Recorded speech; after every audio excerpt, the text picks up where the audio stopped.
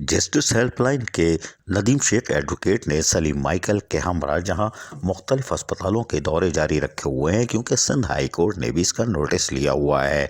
ताहम justice helpline के नदीम शेख और सलीम माइकल ने गजदराबाद हॉस्पिटल का दौरा किया जहां एमएस आबिद खान से उनसे मुलाकात की। इस मौके पर पैरामेडिकल स्टाफ जिसमें नर्सेज भी मौजूद थी, स्टाफ नर्स भी मौजूद थी। उनका नाम पता नहीं क्या है, जर्मनी में क्यों रखा था या चाइनीज़ ज़बान में, इसलिए कोई भी था हमें नहीं मालूम, लेकिन वो भी मौजूद थे। ताहम इस मौके पर जहां पर उन्होंने अस्पताल की कारकर्दगी का जायज़ा लिया, वहीं पर एमएस आबिद खान ने उनको अस्पताल के बारे में बताया कि पहले 50 की ओपीडी थी, अब 250 से ऊपर हो चुकी है। मरीज़ों को अब एतमाद हासिल हो चुका है कि बल्दिया उस्मा कराची के अस्पताल भी कारआमद हैं। ताहम इस मौके पर जहां अद्वियात का मुआयना किया गया, वहीं जस्टिस हेल्पलाइन के नदीम शेख एडवोकेट ने क्या कहा, ज़रा गौर से सुनिए।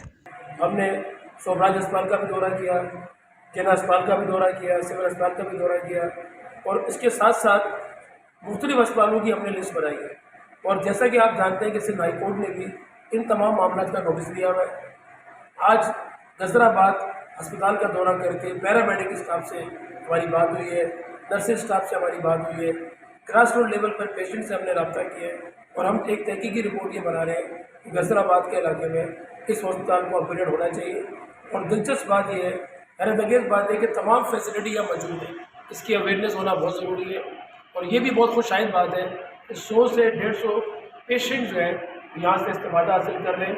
मैं शुक्रगुजार हूँ उन हॉस्पिटल की इंतज़ामिया का, ख़ासतौर पर एमएस डॉक्टर बाबर खान साहब का, जिन्होंने 24 घंटे अपनी खदमात पेश कर दी हैं और यहाँ पर एक एमरजेंसी सिस्टम भी लॉन्च कर दिया है। यहाँ पर 24 घंटे लोगों को, पेशेंट्स को फैसिलिटी भी दी जा रही है।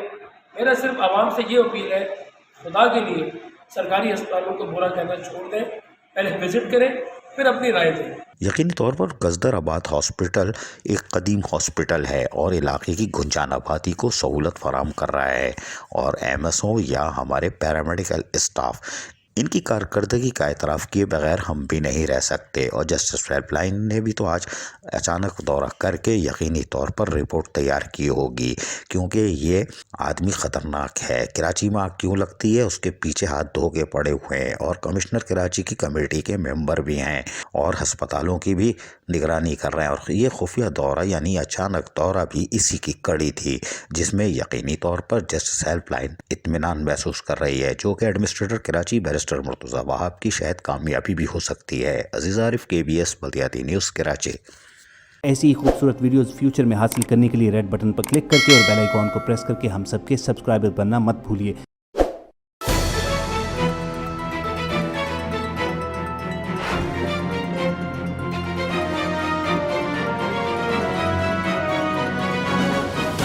KBS बल्दियाती न्यूज़।